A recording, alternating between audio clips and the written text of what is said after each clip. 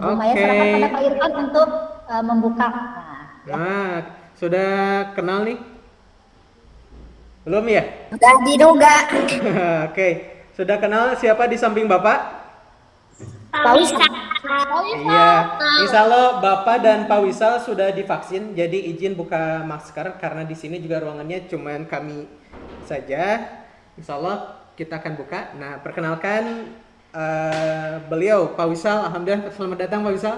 Ya, Oke, terima kasih. alhamdulillah sudah bergabung belajar bersama anak-anak di level 4. Nah, anak-anak, terima kasih tadi Bu Maya yang sudah membuka dan mengkondisikan anak-anak di rumah maupun yang mungkin dalam perjalanan tadi dari sekolah. Nah, sebelum kita mulai, sengaja Bapak belum presentingkan sesuatu di sini karena Bapak ingin mempresentingkan dulu video. Nah, untuk membuka apa yang akan kita obrolkan di sini. April.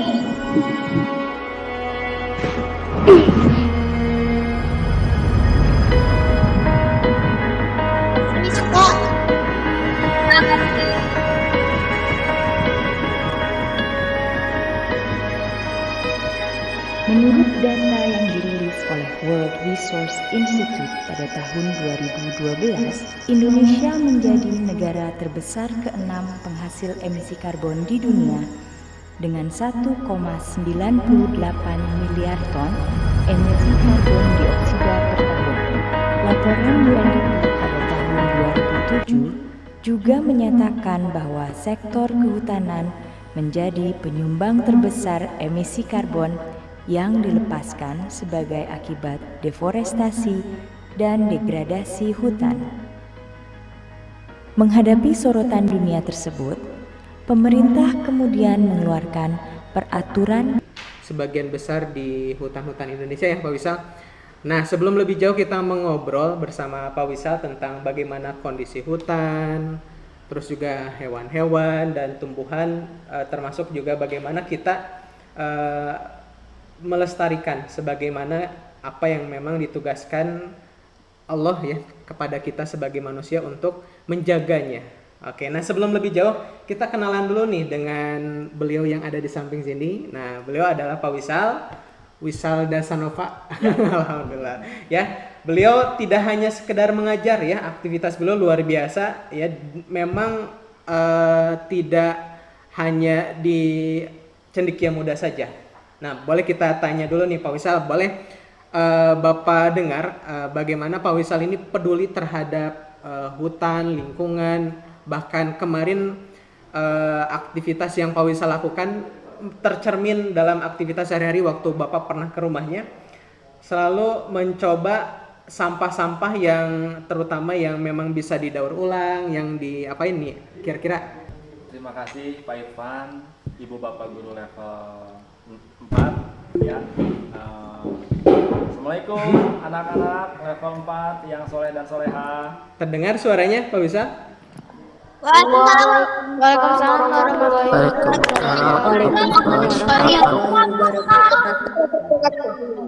Yang mudah-mudahan kalian sehat di sana dan tetap semangat mengikuti aktivitas sehari-hari ya. Assalamualaikum warahmatullahi wabarakatuh.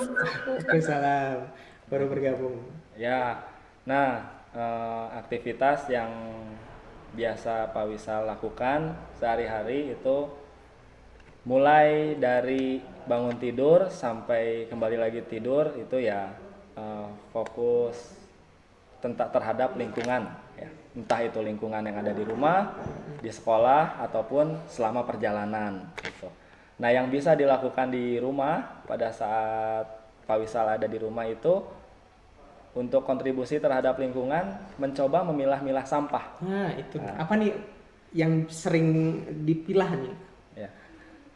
Kalau pagi-pagi subuh itu ya, sebelum subuh itu kan kalau masak udah mulai ada sayuran gitu ya, ada kemasan-kemasan. Nah, dari mulai bahan-bahan itu sudah mulai dipisahkan yang mana bahan organik dan yang mana bahan anorganik. Dipisah. Nah, setelah dipisah, kemudian bahan-bahan itu akan dimasukkan ke dalam pengolahan yang berbeda juga. Kalau bahan organik dimasukkan ke pembuatan kompos. Kalau yang anorganik dikumpulkan, disimpan di bank sampah. Nah, kalau udah dengar kata sampah bukan dibuang ya, Ya. disimpan aja. Disimpan. Gitu. Karena kalau dibuang itu kesannya buruk. Betul. Nih sebenarnya kita bukan membahas tentang sampah ya, tapi memang ini sesuatu yang memang langsung action dilakukan. Nah, terutama Bapak pribadi ataupun mungkin sebagian besar para guru yang mengajarkan tentang kepedulian lingkungan. Nah, ini adalah contoh nyata yang memang dilakukan Pak Wisal. Tadi mungkin ada yang tahu organik, contohnya apa saja nih anak-anak, barangkali ada yang masih lupa atau apa? Sampah-sampah organik. Ayo, apa saja sampah organik? Makanan. Iya. Duri. Apa? Sampah. Ya, Daun betul. kering. Ayam, daun Kalau kering. sampah-sampahan organik yang seperti apa nih? Daun kering. Nih kayak botol ini. Ini adalah sponsor kita Sampah hari ini. yang bisa Yang bisa sampah yang bisa ya dihancurkan oleh bakteri, dihancurkan oleh bakteri, itu sampah. diuraikan oleh bakteri. Ya, itu adalah sampah Organik. organik, betul ya. Anak-anak alhamdulillah sudah tahu Pak Wisal. Terus apalagi nih Pak Wisal yang Bapak lihat tuh sering jelajah hutan nih Pak Wisal. Bahkan Bapak dengar pernah ke pulau-pulau terpelosok nih. Hutan apa saja nih Pak Wisal yang sering dijelajahi di Indonesia terutama?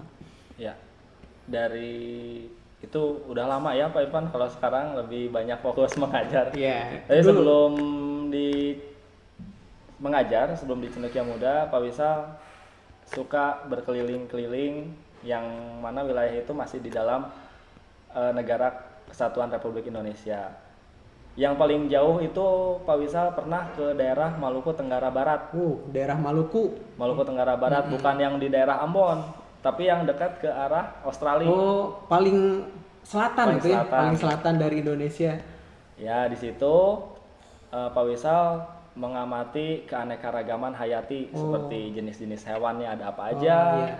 jenis-jenis tumbuhannya ada apa aja, seperti itu.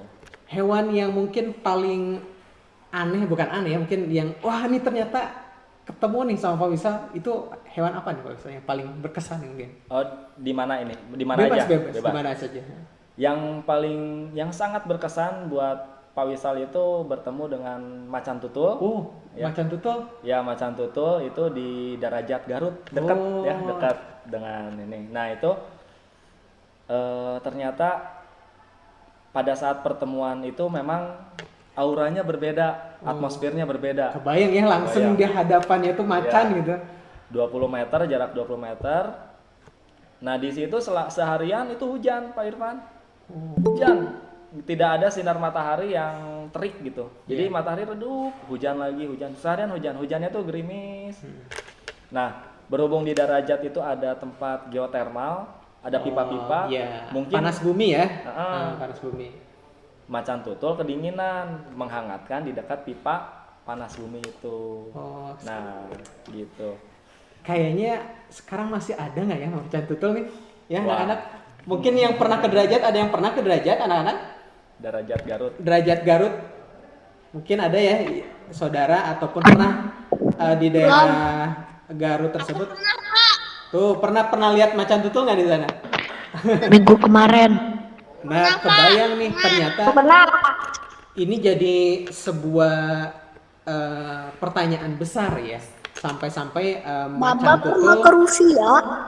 betul, macan tutul sampai hadir di sekitar kita. Yang itu dari si hewan nih. Nih Bapak juga ingin tahu nih, karena pengalaman Pak Wisal tadi sudah ke pulau-pulau, ke hutan-hutan, mungkin bisa membandingkan tidak nih dari pengamatan Pak Wisal dari hutan-hutan Indonesia yang dulu mungkin ya, dari dulu yang pernah Pak Wisal lakukan jelajah. Pak, boleh tanya nggak Pak? Kenapa? Bapak waktu itu apa yang dilakuin pas ketemu macan tutul? Oh, kita dengarkan dulu ya. Boleh anak-anak, nanti Bapak akan ajukan sesi tanya jawab ya. Sebentar, nanti kita, karena terlanjur tadi ada pertanyaan, nggak Ya. apa-apa, kita langsung Jawab jawab dulu saja aja. ya, betul. Yang pertama dilakukan, pertama kali dilakukan adalah mengucap syukur. Alhamdulillah, Bersyukur luar biasa. alhamdulillah ya Allah. Akhirnya saya benar-benar ketemu dengan macan tutul yang beneran. Yang gitu. beneran asli. Bukan di komputer, bukan di YouTube, bukan di handphone, tapi bukan di kebun binatang. bukan di lagi. kebun binatang, tapi secara langsung pada habitatnya. Pada habitatnya. Gitu. Yang kedua, Bapak mencoba mengambil gambar menggunakan kamera gitu. Jadi Bapak abadikan momen tersebut. Yang ketiga, kabur. Tetap kita harus menjaga Kabur, diri ya, menjaga iya. diri tetap jangan jadi sok tahu untuk mencoba mendekati apalagi sampai mengganggunya. Iya. Oke, tadi pertanyaan yang pernah tadi sudah sampaikan perbedaan hutan-hutan nih Pak Wisal karena kebetulan kita nih setelannya sama nih di sekolah. Ini adalah kita para guru yang suka naik gunung lah kasarnya. Melihat kondisi hutan dan gunung di Indonesia nih Pak Wisal, kira-kira yang berbeda atau pengamatan Pak Wisal apa nih? Kalau perlu ditayangkan slide-nya nanti disampaikan Baik. slide-nya. Pak Wisal coba membagikan pengalaman di tahun 2012 sampai tahun 2013 ya, tahun segitu ke Gunung Burangrang, Gunung Tangkuban Perahu, Garut, Kamojang, Garut, ya, masih di Jawa Barat ya. masih di Jawa Barat, Karembi, Karembi. Gunung Gede Pangrango. Ya. Nah, itu merupakan hulu Sungai Citarum. Nah, di hulu Sungai Citarum itu Pak Wisal mencoba meneliti dan ternyata yang paling unik adalah di Gunung Tangkuban Perahu. Nah, Iya. apa yang unik nih? Yang Bedanya apa? uniknya itu satwa liarnya sangat rendah, tidak ditemukan satwa-satwa liar seperti yang berada di kawasan yang tadi disebutkan. Gitu. Dibandingkan Burangrang, dibandingkan apalagi Gede Gede Pangrango, Pangrango Tangkuban Perahu itu sangat rendah hewannya. sangat rendah, tumbuhannya juga sangat sedikit keanekaragaman jenisnya. Ya ibarat kalau misalnya kita bisa menemukan 700 jenis di daerah Kamojang. Kamojang. Nah, kalau di Tangkuban Perahu hanya 100 jenis. Sedikit ya Ya, sedikit. vegetasinya. Kenapa coba kira-kira? Nah, coba tanyakan dulu ke anak-anak dulu ya sebelum Pak Wisal akan menjawab. Kenapa tuh kira-kira? Coba, boleh klik angkat tangan. Kenapa coba? Tadi Pak Wisal mengatakan bahwa kalau vegetasi di Tangkuban Perahu itu lebih sedikit, bahkan hutannya, hewan-hewannya rendah ya tadi. Ya, Kurang banyak. Ada yang acungan tangan dari Maksudnya Muhammad kehidupan, maksudnya kehidupannya Pak. Maksudnya Ya. kehidupan. Betul, Akio. Mana Akio sudah angkat tangan? Bapak tunjuk yang angkat tangan ya. Oke, Akio menurut Akio Oke, bagaimana? Pak.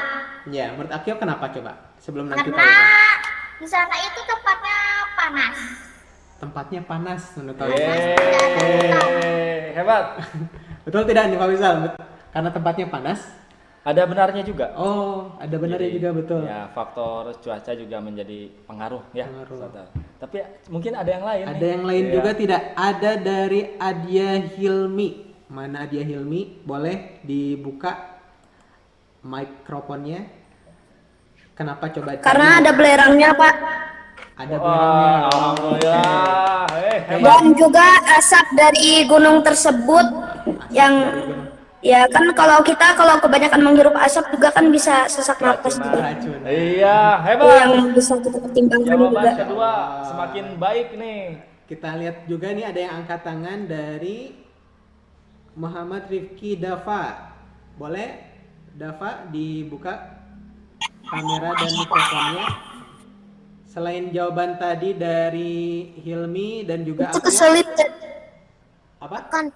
Oh, ketekan. Tekan Pak. Oke, nggak apa-apa. Oke, kira-kira apa nih yang memang menyebabkan tadi kondisi di hutan Tangkuban Perahu itu vegetasinya rendah? Nah, secara tidak menyangka Gunung. karena ini berdasarkan hasil riset, diamati penelitian dan ternyata kesimpulannya kenapa keanekaragaman hayati di Tangkuban Perahu rendah itu ternyata banyak sekali tower Oh, tower. Tahu nggak tower anak-anak? Tower. BTS. BTS. Tower. Tahu. Ya. Tower. Tahu. Banyak menara, iya. Ya, menara. Menara sinyal-sinyal dari setiap provider. Di sana itu kan banyak tuh kalau kita melihat melihat dari kejauhan betul, Gunung betul. Tangkuban Perahu itu banyak sekali menara-menara. Nah, dari menara-menara itu akan menangkap sinyal dan mengeluarkan sinyal. Sinyal yang ditangkap dan sinyal yang dikeluarkan itu mengganggu frekuensi navigasi dari setiap satwa liar. betul, betul. Gitu. Iya. Makanya kenapa satwa liar yang ada di Tangkuban Perahu itu lebih sedikit dibandingkan dengan hulu Sungai Citarum di daerah sekitarnya. Berarti memang tadi jawaban anak-anak selain mungkin karena faktor alam juga ya, Ya, belerang, asap dan lain sebagainya, juga ada ulah manusia. benar. Nah, jadi seperti contoh halnya seperti handphone.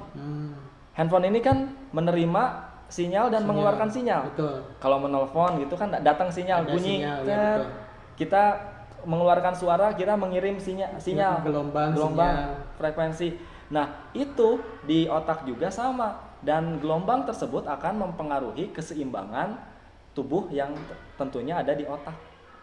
Dan kenapa satwa liar itu mudah sekali kabur pada saat di situ ada banyak sinyal?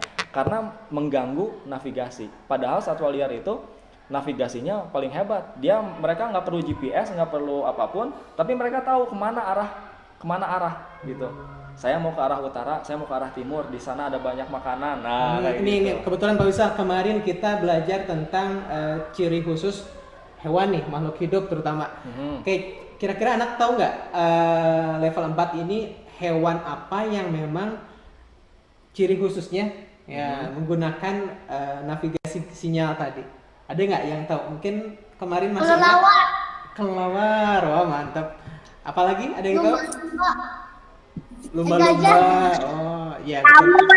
Makanya Pak Wisal, kadang kan kita di sini kalau nyari sinyal ataupun antena selalu diarahkan ke Nyamuk. sinyal ya. Ya, Berarti betul. emang betul banyak tower di sana. Ya. Oke. Selanjutnya nih Pak Wisal, di tema ini kita akan belajar tentang beberapa fungsi hutan, juga bagaimana kita pun menjaganya, tentang bagaimana melestarikan hewan dan tumbuhan. Ini di sini Pak Wisal punya sesuatu yang akan dijelaskan. Mudah-mudahan kalau ada yang harus dicatat boleh dicatat. Bapak juga akan nyalakan kolom tanya jawab ya.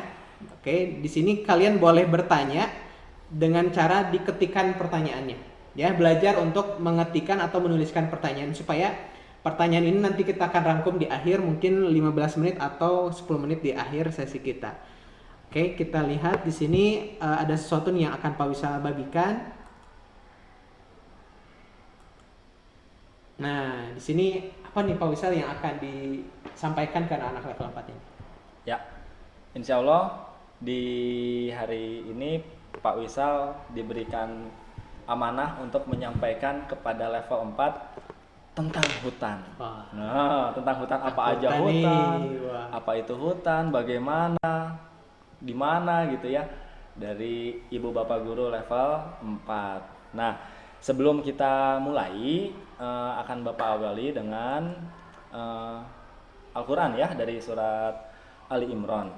A'udzubillahi minasyaitonirrajim. Inna fi khalqis samawati wal ardi wa ikhtilafil laili wan nahari la ayatil liulil albab. Betul ya?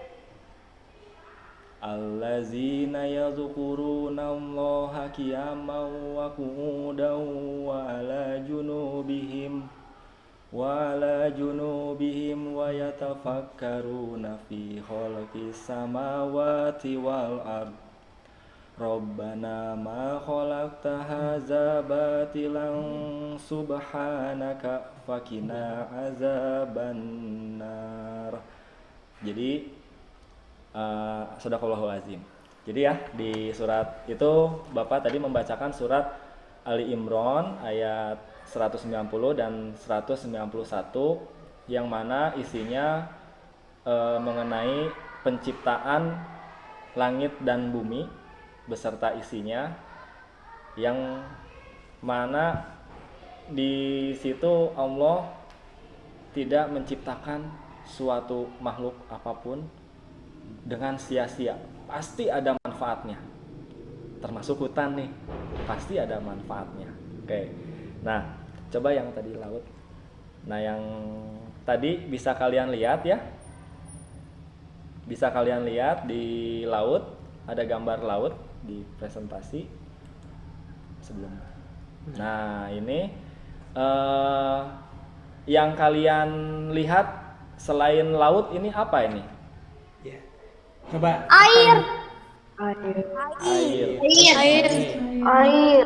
Matahari. Air. Ada sinar matahari. Air, matahari. Ini gunung kecil. Gunung kecil, bagus. Apalagi Air, matahari, daratan, sama gunung kecil. kalau kita merenung nih, merenung nih. Ada apa di balik air? Ini gunung kecil atau air? Kecil, makan. Iya, coba. Kalau kita renungi ada apa di balik air? Ayo. Ada gunung makhluk hidup. Ada makhluk hidup. Siapa yang jawab? Nizam ya? Nizam. Makan. Ya, betul ya, betul. Oke.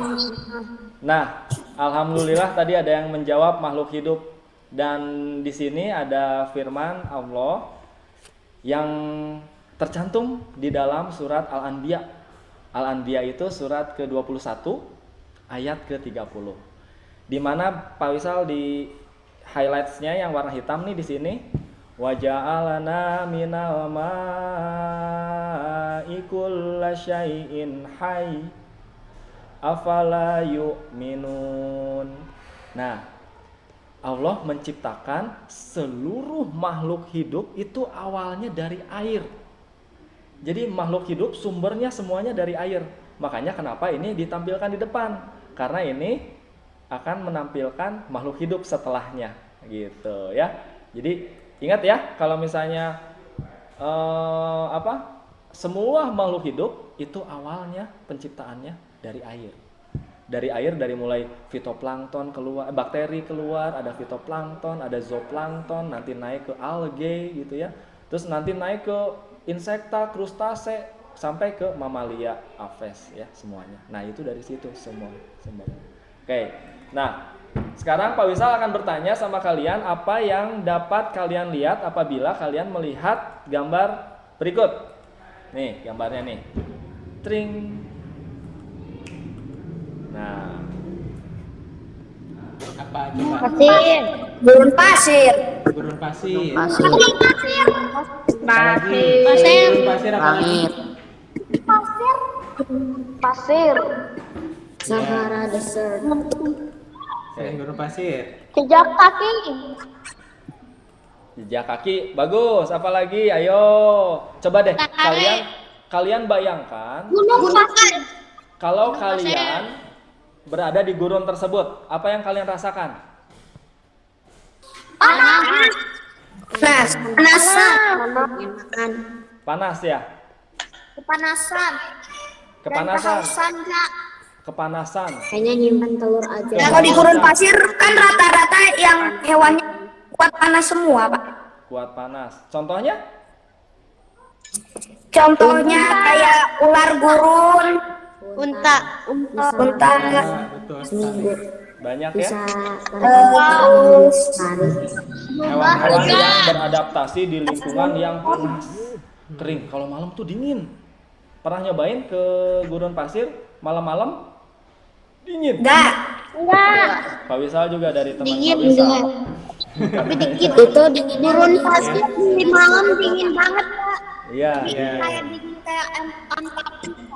lebih dingin Artinya kalau siang panas sekali, malam dingin sekali.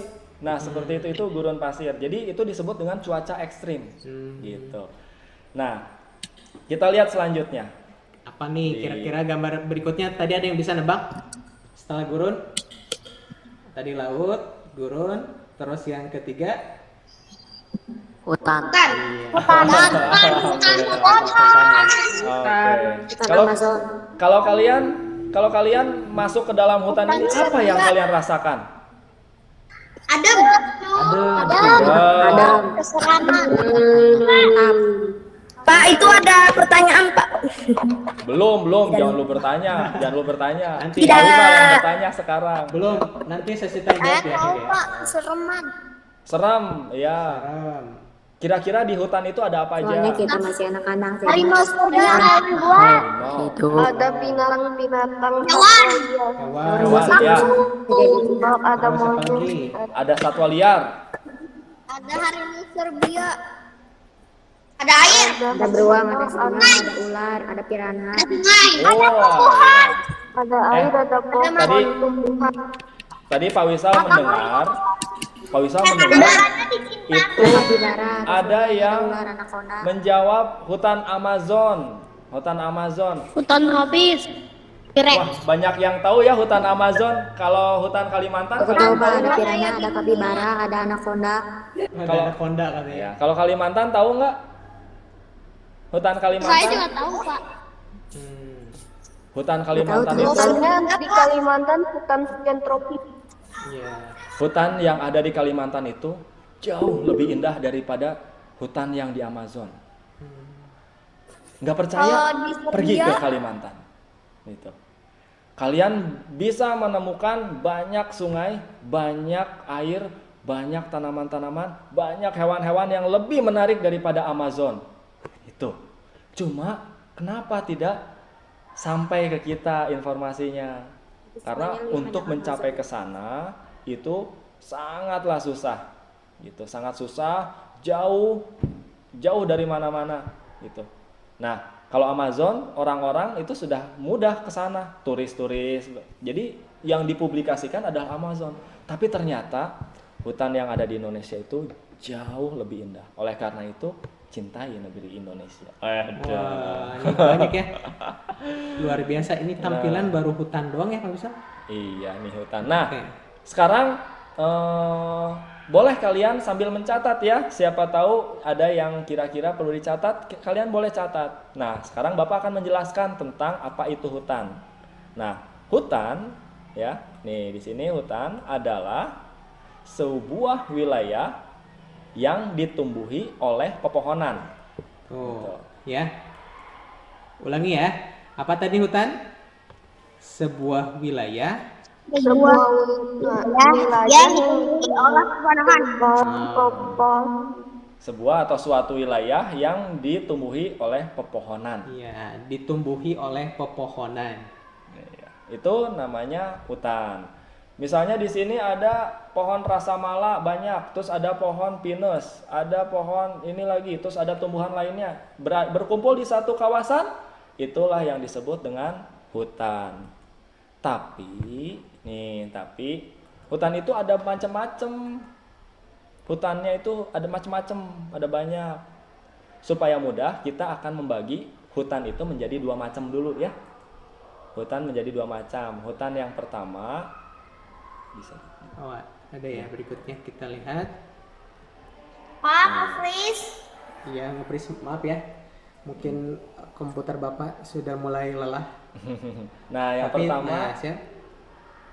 hutan tropis dan yang kedua adalah hutan subtropis. Nih, boleh nih catatan penting nih, ada hutan tropis dan ada subtropis. Subtropis. Kalau hutan subtropis itu hutan tropis itu hutan yang bagaimana?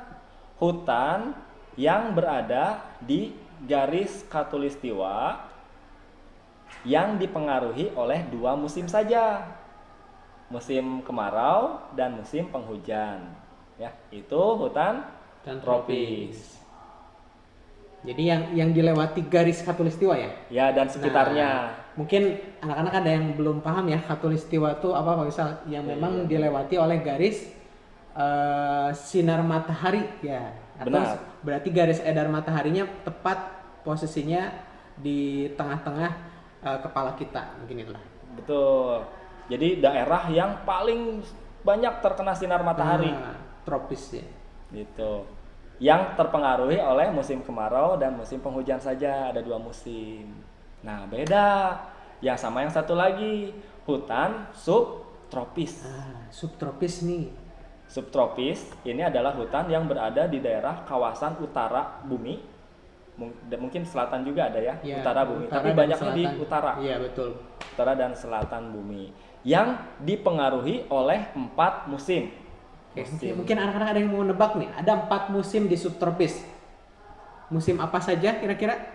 Musim salju, musim Musim hujan, panas. musim hujan, panas, hujan, musim panas. Iya. Kayaknya satu orang deh ya yang harus menjawab. Yang angkat tangan deh. Siapa? Kayak Akio lagi, yang lainnya mungkin masih ragu-ragu. Atalah nih, Atalah yang belum. Atalah boleh. Jawab Atalah. Fatika bukan Atalah. Oh, maaf. Siapa? Fatih bilangnya. Oh, Fatih. Maaf, Fatih silakan. Apa tadi 4 musim yang dimaksud? Ada musim salju, musim kemarau, musim hujan, sama musim Salju, musim kemarau, musim hujan dan musim apa? musim gugur. Musim gugur. Gimana nih Pak Misal? Yang tepatnya apa Pak Misal? Aki, Fuyu, Haru, Natsu. Wah, bahasa Jepang tuh ya. Aki, Fuyu, Haru, Natsu. Natsu musim panas, Fuyu musim dingin, Aki musim gugur, Haru musim semi. Gitu. Jadi ada musim semi, musim gugur, musim panas dan musim dingin. Gitu. Ya, jadi ada 4 musim.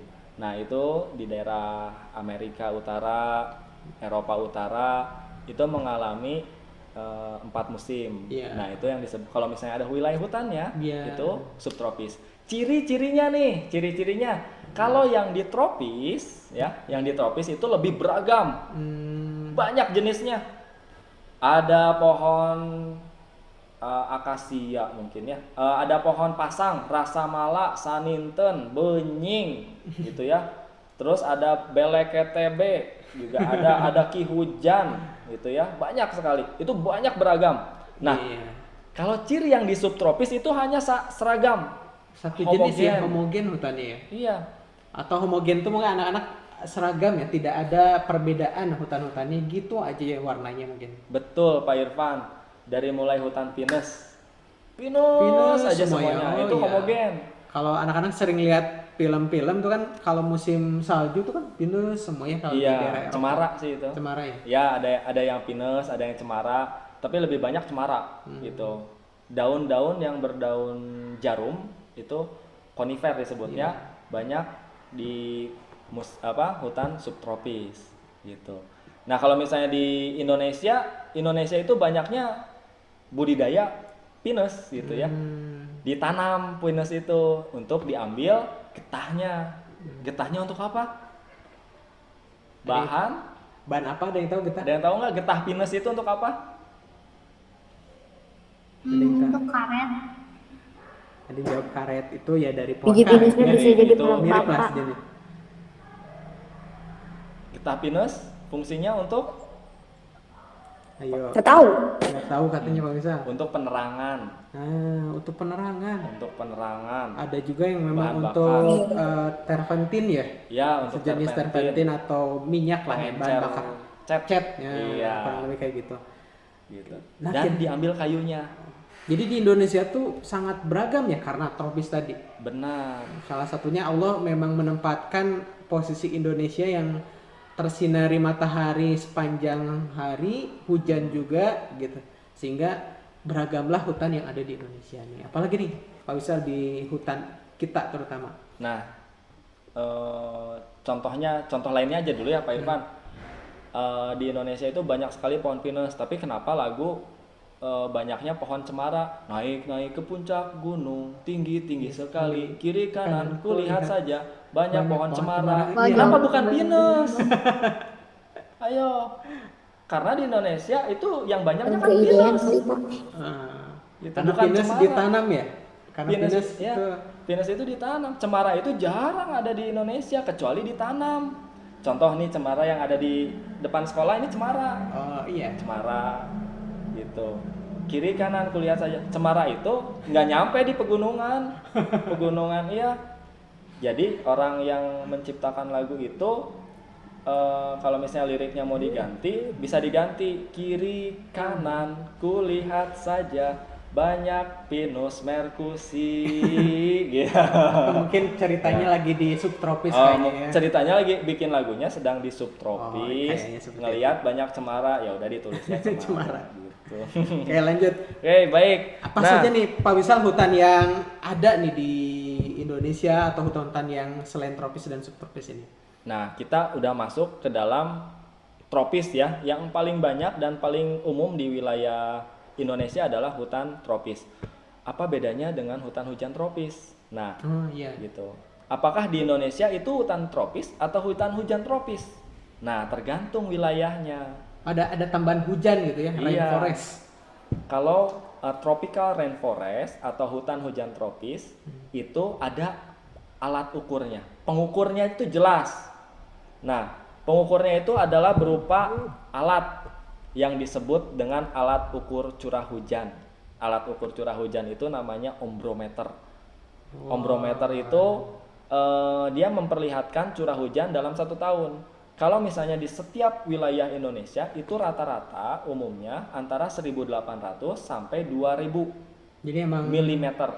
banyak curah hujannya itu disebut dengan hutan hujan gitu bukan? Ya, hutan hujan tropis itu kalau rentang curah hujannya itu antara 2.000 sampai 4.000 milimeter per tahun. Gitu. Jadi kelihatan nih kalau misalnya sekarang hujan terus sampai setahun ke depan nanti kelihatan 2.000 mm.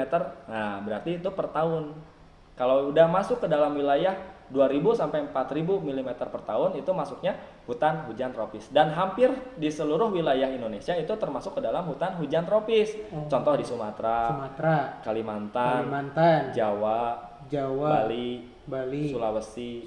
Gitu. Nah, ada juga hutan tropis yang biasa yang terpengaruhi oleh musim panas, musim kemarau dan musim hujan. Jadi curah hujannya lebih sedikit Lebih mungkin ya? sedikit, Lebih benar, antara 500 sampai 1.500 mm per tahun. Walaupun makanya mungkin di Bogor disebut kota hujan, memang di sana banyak hutan mungkin ya. Curah hujannya tinggi. Oh, Gitu, jadi curah disebut hujannya dengan hutan hujan juga. Iya, hutan hujan tropis. Nah, intinya itu kalau misalnya kita menyebutkan curah hujan 2.000 sampai 4.000 milimeter per tahun itu disebutnya dengan hutan hujan tropis. Gitu. Nah, ada lagi nih, dilanjut. Oke, ada lanjut lagi. Nah, Kita hutan lihat. nanti Apa nih? fungsi. Nanti Oh, ya. belum. Nah, itu macam-macam hutan ya, ada hutan hujan tropis. Nah, ada juga yang disebut dengan hutan dataran rendah. Oh, Hutan dataran rendah itu kriterianya dari 0, dari laut nih, mulai 0 sampai 500 meter di atas permukaan laut. Gitu. 0 jadi ada hutan dataran rendah. Iya. Terus ada hutan apa lagi Pak Wisal? Ada hutan munsun tadi ya. Munsun Monsun itu yang tadi terpengaruhi oleh musim kemarau dan musim hujan. Nah, kemaraunya itu dari Australia. Iya, Panasnya iya. gitu. Angin dari selatan ya. Dari selatan. Makanya jadi kering wilayahnya. Catat ya, ada hutan pengaruh dari hujan, ada Iya. juga dari dataran rendah. Ya. Hutan dataran, jenis hutannya. Yang pertama, ini aja lah, langsung hutan dataran rendah aja. Hutan dataran rendah, ada lagi hutan dataran tinggi, hutan pegunungan, hutan bakau, hutan Berarti kalau bakau adanya di mana nih anak-anak? Ada yang bisa menebak? Kalau ada kata bakau atau mangrove ya? Iya. Kira-kira ada di mana tuh wilayahnya? Tadi kan dataran rendah, dataran tinggi. Coba bisa ditebak? Ya. Nah, berarti kalau apa ya? biasanya mangrove itu adanya di pinggir pantai, Pulau? ya, pinggir pantai, pinggir laut ya, betul. Jadi yang hutan bakau. Terus apalagi selain dataran rendah, dataran tinggi, hutan bakau, hutan mangrove, ada hutan rawa, hutan gambut, ya. Kemudian ada hutan pantai. Oh, beda ya dengan hutan mangrove bakau, beda lagi. Beda. Hutan mangrove itu jenis-jenisnya tertentu. Ada jenis-jenis tumbuhan tertentu yang bisa tahan terhadap salinitas air laut, tahan sama air laut. Itu yang disebut dengan mangrove. Nah, ada juga tumbuhan yang tidak tahan sama air laut, tapi dia tumbuhnya di hutan pantai. Nah, itulah di daerah pantai. Nah, itu disebut dengan hutan pantai. Oh, memang hutan ya, bukan mangrove di sana. Bukan. Maksudnya tumbuhannya tuh beragam. Beragam. Contohnya kayak tuba, Barringtonia, bogem. Itu kalau misalnya ada hutannya berkumpul dalam satu wilayah, itu hutan pantai. Oh. Nah, Kalau cagar alam itu bukan? contoh kayak di Pangandaran ya. Pangandaran cagar alam itu? Nah, di Pangandaran itu hutan pantai. Oh. Gitu. Karena dia tidak terpengaruhi, tidak secara langsung masuk air lautnya karena itu tebing. Iya, betul. Tebing. Cagar alam Pangandaran itu tebing, sebuah tanjung itu tebing atasnya, dan di sana banyak sekali tumbuh-tumbuhan kayak jambu, kayak manggis. Jambunya jambu hutan, bukan jambu ya, terus manggis gitu. Jadi memang hutan yang ada di pantai tapi tidak langsung kena air laut gitu ya. Iya.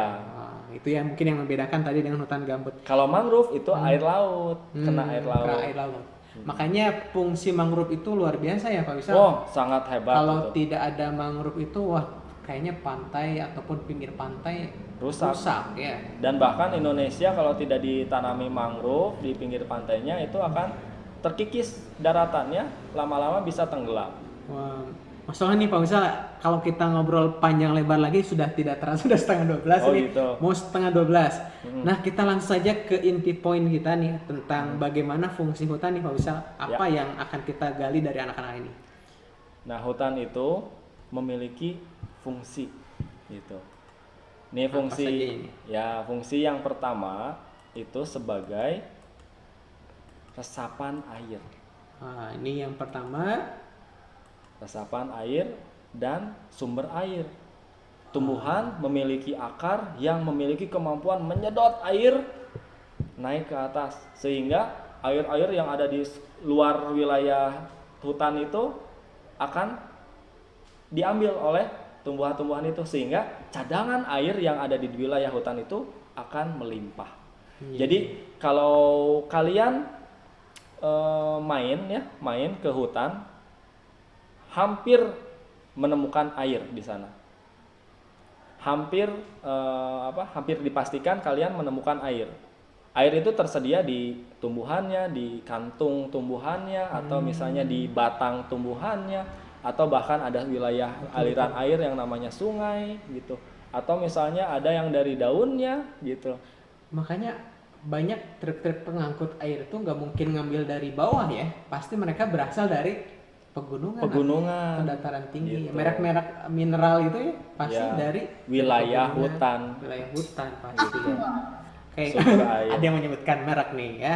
Selanjutnya Pak Wisal, selain sumber air apalagi? Nah, selain sumber air itu fungsinya adalah penghasil oksigen. Wah, ini luar biasa nih. Tumbuhan itu Bukannya satu tumbuhan, satu pohon misalnya kalian menanam mangga satu pohon, tumbuhan mangga yang kalian tanam itu bisa menyediakan oksigen untuk 2 orang hingga 80 tahun. Satu pohon mangga, Satu pohon mangga 2 orang untuk 80 tahun. 80 tahun nih. Di rumah kalian nanam pohon mangga tuh 80 tahun ada oksigen. Atau tanaman lainnya juga. Aku punya pohon mangga. Nah, ya itu dari satu pohon mangga. Ya, apalagi hutan ya Pak Wisal. Terus, apalagi nih Pak Wisal? Ada dijadikan sebagai Ya, sumber bahan bangunan. sumber bahan bangunan. Oh, berarti kayak jati gitu ya? Jati. Kayu-kayuan. Ada kayu kelas atas yang lebih tinggi dari jati. Lebih mahal. Lebih mahal dan kualitasnya lebih bagus. Namanya kayu mahoni. Oh, Di atasnya lagi ada yang disebutnya kayu besi. Di atasnya lagi ada yang namanya kayu Kalimantan atau Borneo. makanya rumah-rumah yang terbuat dari kayu justru lebih mahal ya? Lebih mahal Lebih banget. mahal. Iya, itu satu kubiknya itu bisa ratusan juta. Ratusan juta. Sekarang mahal Pak. Kemudian ada yang lebih hebat daripada meranti itu. Ada yang disebut dengan tumbuhan yang namanya ulin. Nama latinnya UC deroxylon zuageri. Oh, tuh. Nah, itu kalau misalnya kita paku di papan kayu ulin, yang pertama pakunya itu bisa bengkok. Saking kuatnya itu Saking kayu kuatnya, ya. iya, saking Mirip kuatnya. beton gitu. Tuh, mirip beton. Itu susah dipaku. Tetapi di saat direndam di sungai itu mengapung. Tidak tenggelam. Ajaibnya. Oh. Nah, seperti itu. Jadi kuat dipukul sama paku Mm-mm. dan ketika masuk ke dalam air dia mengambang. Mengambang. Dan itu yang disuka dipakai dan digunakan sebagai bahan bangunan orang-orang Dayak. Bikin Kan, perahu kayaknya ya. Enggak, bikin rumah. Oh, rumah. Orang Dayak itu kalau misalnya di Barito, Sungai Barito, Mahakam, Kapuas dan sebagainya, itu rumahnya ada di sungai. Jadi kalau mau pindah rumah gampang, tinggal Jadi ngikutin rumahnya dia. di atas sungai. Di atas sungai Ah. menggunakan kayu gitu. Insya Allah itu ya. Tapi sayangnya mungkin entah berapa banyak sekarang kayu-kayu yang sudah ditebang, yang Betul. sudah hilang, mungkin illegal logging dan sebagainya. Iya. Oke, apalagi nih fungsi berikutnya Pak Wisal? Nah, fungsi selanjutnya adalah sebagai fungsi ekowisata. Oke. Contohnya kayak misalnya di Tahura Bandung. Di Tahura Bandung itu merupakan sebuah kawasan hijau, hutan, dan di sana terdapat banyak sekali hewan maupun tumbuhan. Dan itu dapat digunakan sebagai sarana edukasi, sarana pembelajaran gitu. Selain cagar budaya ya. Betul. Jadi memang tujuan ekowisata ini yang paling utama adalah edukasinya ya, Ya, edukasi gitu. atau wawasan untuk orang-orang supaya bagaimana kita menjaga lingkungan sekaligus juga dengan cagar alamnya menjaga ya pemerintah dengan lingkungan tersebut. Benar.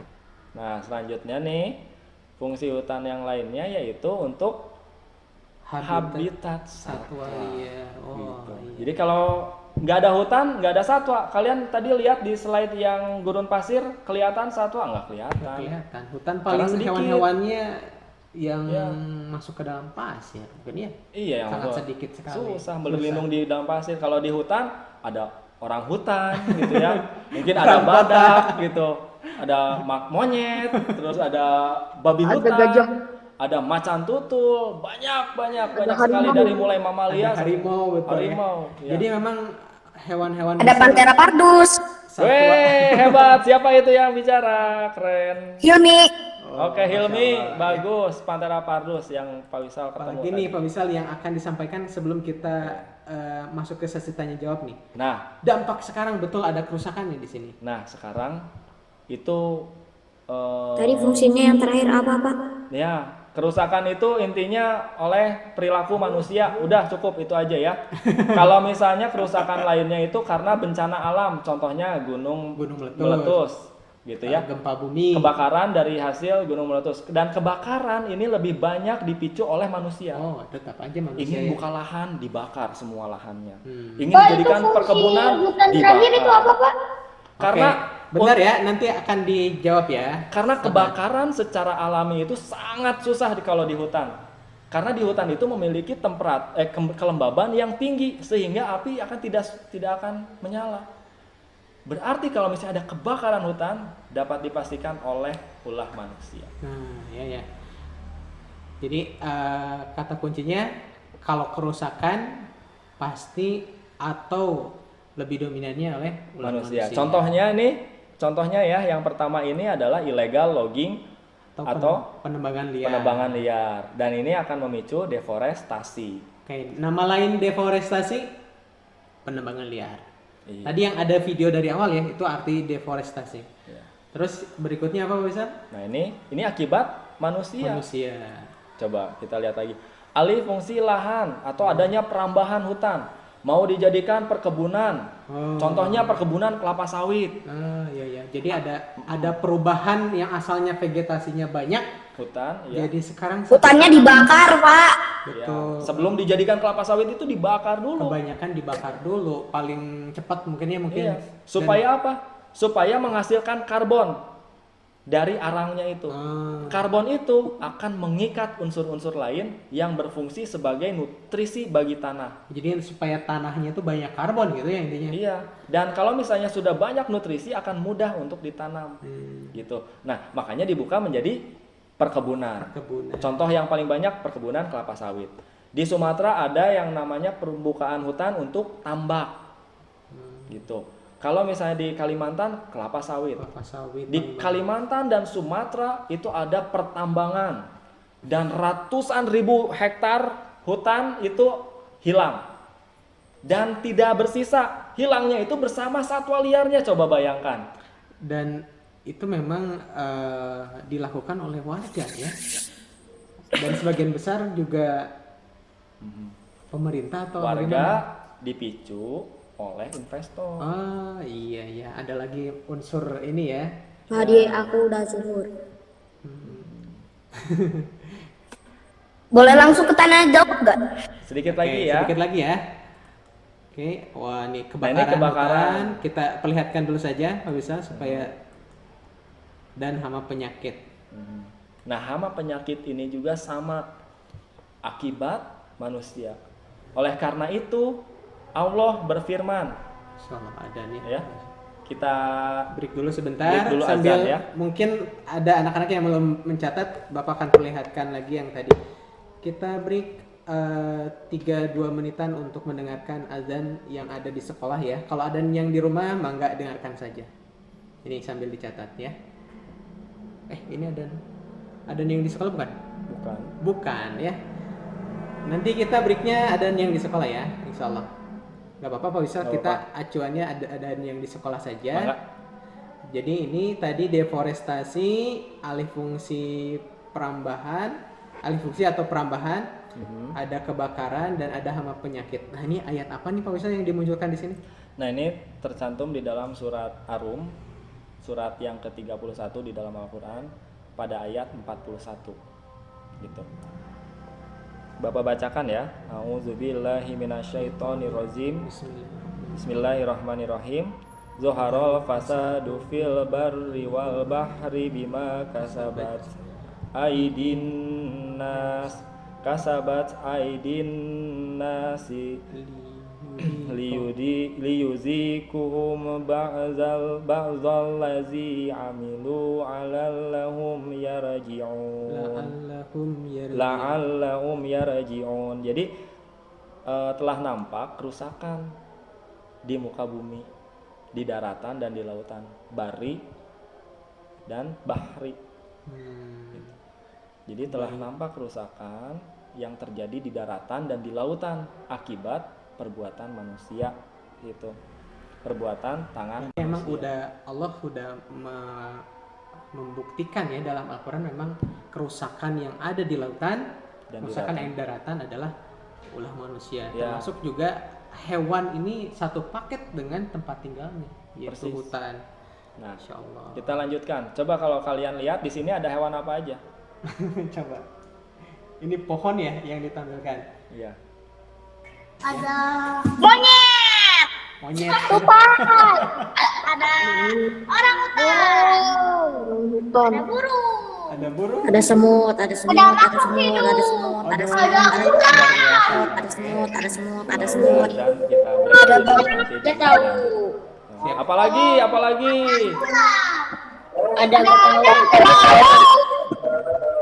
Ada burung, ada monyet, ada serangga, ada serangga, Ada kukang. Ada serangga.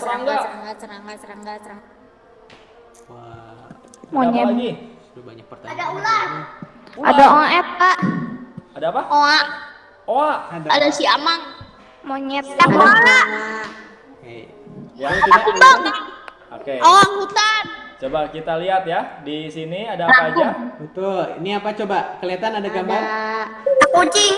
Kucing. Wah. Harimau. Rakun. Ini dalam satu pohon ya. Di dalam satu pohon. Kemudian dilanjut Pak Irfan. Terusin aja. Tuh. Oh, Burung aja ada macam-macam ya. Ada burung pemakan biji, pemakan madu, pemakan serangga. Terus ada serangganya. Lalat, semut, penyerbuk ini lebah, ada kupu-kupu, ada cicak, ada kadal, ada ular, ada bunglon, ada yang bagian bawahnya ada cacing, ada kelabang gitu. Kalajengking. wah. Ini dari satu pohon loh. Dari satu pohon. Ini dari satu pohon.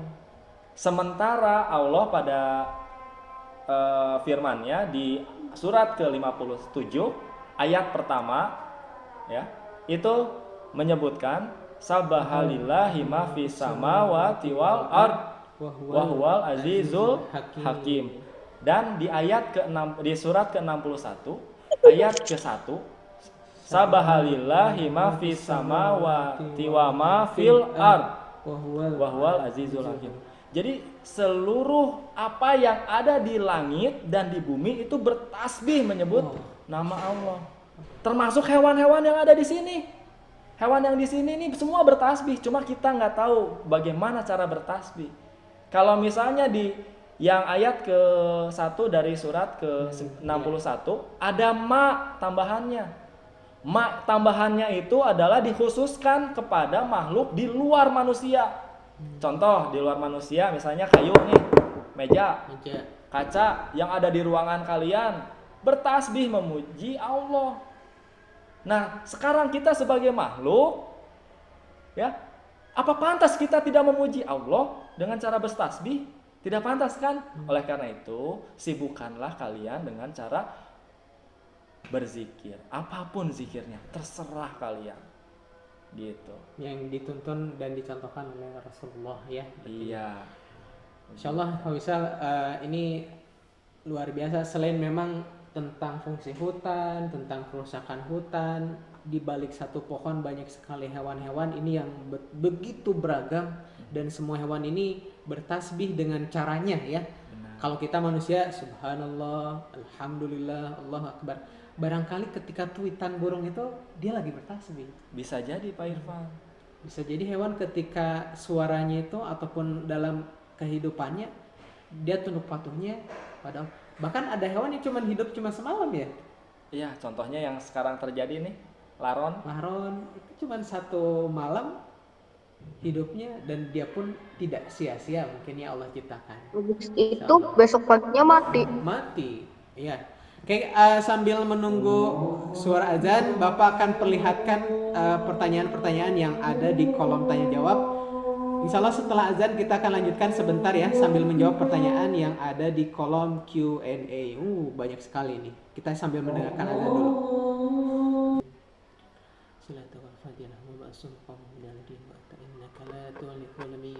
Alhamdulillah di sekolah barusan sudah azan. Insya Allah kita akan tutup kurang lebih 5 atau 10 menit lagi kalau sesuai dengan jadwal sekolah, karena batas waktu menurut syariat itu sampai jam 1. Insya Allah tidak akan mengganggu ya jadwal sholat, kita pun akan berjamaah juga. Pak Wisal dan Bapak hanya akan menjawab pertanyaan yang memang sesuai ya dengan tema kita ya Pak Wisal ya. Dan insya Allah yang bertanya ini luar biasa akan tercatat oleh guru kelas dan akan terekam untuk keaktifan yang bertanya di sini. Kayak pertanyaan yang mau dijawab dulu nih. Ini kalau ini mungkin belum ada hubungannya bisa boleh. Boleh? Kayak apa nih dari Hilmi? Nama latinnya Panthera pardus. Pak, kalau leopard itu nama latinnya Panthera pardus. Kalau cheetah nama latinnya apa? Terus yang kedua, apa perbedaan cheetah sama leopard dari segi fisik? Oke. Untuk macan tutul yang disebut oleh Hilmi itu leopard, itu ada banyak ya jenisnya dan subjenisnya. Banyak banget ya. Ya, yang ada di Indonesia itu Panthera pardus. Ya, nah kalau misalnya yang di Jawa itu ukurannya ada yang lebih kecil, namanya Panthera pardus melas, dan itu sudah terancam punah, udah hampir punah tuh Pak Irfan. Jadi macan tutul itu ya? Macan tutul Jawa. Panthera pardus melas. Nah kalau cheetah itu Achinonyx jubata. Itu bukan beda di jenis. Indonesia ya? Bukan ya, di Indonesia itu. Beda jenis. Itu adanya di daerah Afrika, betul. Afrika. Jadi itu beda. Kalau ini sudah terjawab ya. Jadi apa nama latin cheetah tadi? Cheetah itu Achinonyx jubata. Achinonyx jubata. Oke, boleh sambil dicatat atau di searching aja ya. Oke, lanjut nih. Gunung Tangkuban Perahu itu masih aktif? Masih aktif. Masih ada di bawahnya itu ada BMKG yang selalu mencatat seismograf getaran-getaran atau guncangan-guncangan Ya. dari aktivitas gunung tersebut. Oke, alhamdulillah ya. Tetap siaga ya kita, bukan siaga, tetap waspada juga dengan kondisi yang masih aktif itu. Nah ini makhluk itu kapan munculnya dari Safero paling banyak nih pertanyaannya. Soal ini berkaitan dengan akidah ya luar biasa. Karena sebelum manusia diciptakan Sudah ada. ya, walau alam ya. Kalau tepat tahunnya mah ya, Iya, insya Allah. tepatnya Hanya Allah yang Hanya tahu. Allah yang tahu. Hanya Allah yang tahu. Terus Akio, Pak, kalau di gurun pasir malam sedingin kutub, betul? enggak juga. Kalau misalnya sedingin kutub bisa membeku. Kalau disebut dingin, betul dingin ya. Ya. Tapi kalau samanya dengan kutub, justru ciri-ciri dingin kan adanya es ya. Adanya ya, Adanya. ada temperatur yang menjadi patokan. Patokan. Tapi kalau disebut dingin memang betul dingin ya. Tapi tidak sedingin juga kutub ya. Terus kalau sungai terpanjang, mangga tuh. Apakah betul Amazon atau Sungai Nil? Ini dari tidak ada hubungannya. Yang sungai terpanjang itu emang Amazon ya? Wah, kurang tepat, kurang tahu Pak Wisal mah. Ya. Kalau di Indonesia itu Sungai Kapuas ya. Di Indonesia Sungai Kapuas. Terus kalau Rara sama dengan Safero nih munculnya karena apa hewan? Karena Allah ya. Allah yang menciptakan. Terus mohon maaf Bapak tutup dulu karena nyala. Tadi udah. Terus apalagi nih Pak, tumbuhan sama hewan di hutan mana tadi yang belum? Di hutan itu Ini karena apa? di hutan muncul karena apa? Karena Tadi udah Allah. karena Allah. Jelas akidah kita tidak ada yang muncul karena tiba-tiba ya. Semua memang sudah Allah tentukan. Tidak mungkin Allah ciptakan dengan sia-sia. Pohon jenis apa yang tertinggi di dunia, Pak? Redwood ada di Redwood. Amerika. Redwood yang memang wah tingginya hampir mirip menara ya. Gunung-gunung tertinggi itu adanya di Amerika. Lanjut, Oke, lanjut. Apalagi Megalodon ada nggak? Tidak. Tapi fosilnya Fosilnya walau alam ada ya. ya, walau Walau alam itu kebenarannya masih diuji. Dari Hilmi, Pak, kalau leopard itu ini udah ya? Ya. Udah ini Tadi di yang copy tadi paste, ke atas. Hewan Tadi aku pasti pertama- Pak biar dapat yang atas. Oh iya. Pak, tadi itu yang ada pertanyaan bagus. Apa fungsi oh, tadi fungsi terakhir tuh Bapak akan munculkan lagi karena habitat satwa liar. habitat satwa liar ya. Yang kedua terakhir itu apa, Pak? Ini nih, khawatirnya ada muncul di learning kit nih Pak Wisal, jadi fungsi. Oh fungsi ya, ini mah kerusakan. Nah, ini fungsi yang pertama sumber air, penghasil oksigen, bahan bangunan, potensi ekowisata dan habitat satwa liar. Ya. Jadi ini fungsi yang tadi ditanyakan. Atau ada lagi fungsi lainnya dari hutan yang kalian tahu? Kira-kira hutan itu memiliki fungsi untuk apa ya? Devisa negara. Oh iya, pemasukan sebenarnya. Sebetulnya Indonesia ini memiliki lahan hutan yang sangat besar dibanding negara lainnya. Selain menyumbang oksigen terbesar, harusnya nih negara-negara tetangga itu bayar ke Indonesia karena sudah terpasok oleh oksigen dari Indonesia. Yang selanjutnya sebagai penyerap karbon dioksida tertinggi, ya. Jadi hutan. Jadi kalau misalnya ada hutan di sebuah wilayah, itu udaranya bersih karena kotoran-kotoran polusi itu akan diserap oleh tumbuhan yang ada di hutan. Oke, Masya Allah ya. Jadi selain fungsi yang tadi juga emang manfaatnya banyak sekali ya. Ini ada pertanyaan terakhir mungkin ya, karena yang lainnya, aduh ini Bapak bingung untuk menjelaskan semuanya. Selalu nanti akan dijawab sisanya saja di pertemuan bersama Bu Novita atau bersama Bu Maya. Ini terakhir mungkin Pak Bisa yang cocok nih. Pak, cagar alam itu untuk apa? Nih, bagus nih. Alhamdulillah. Nah, ini Dari- pertanyaan yang bagus. Atalah Rafif Ya Fatih dari Fatih. Al-Fatih. Nah, cagar alam itu fungsinya untuk melestarikan jenis-jenis hewan ataupun tumbuhan. Jadi tidak hanya hewan ya, Mhm. juga tumbuhan. Tumbuhan juga. Contoh misalnya cagar alam Pangandaran, Pangandaran. cagar alam Wayang Windu, cagar alam Tangkuban Perahu, cagar alam Kamojang, ya. Terus cagar alam Anwar Mase. Itu ada tujuannya untuk melestarikan jenis hewan atau tumbuhan yang ada di benar-benar ada di wilayah itu. Pangandaran kenapa dijadikan sebagai cagar alam? Karena ada bunga Rafflesia Padma yang tidak ditemukan di daerah lain. Gitu. Terus ada sebagai tempat habitat satwa, contohnya banteng, rusa, monyet ekor panjang, lutung, kijang, terenggiling, banyak sekali. Jadi dilindungi oleh sebuah kawasan yaitu cagar alam. Jadi mungkin itu salah satu cara pemerintah ya, dan juga kita sebagai manusia untuk menjaga Dan hutan, melestarikan. Iya, melestarikannya. Oke, nah, mungkin ini yang terakhir sebagai speech closing dari Pak Wisal untuk pertemuan kita kali ini. Mohon maaf jika pertanyaannya masih banyak yang belum dijawab. Luar biasa nih antusias dari ke level 4 ini. Masya Allah. Nah, kira-kira nih apa yang real anak-anak atau kita lakukan di sini di tempatnya masing-masing untuk melestarikan hutan, melestarikan yang ada di sekitar kita, makhluk hidup yang ada di sekitar kita nih Pak Wisal. Yang bisa kita lakukan.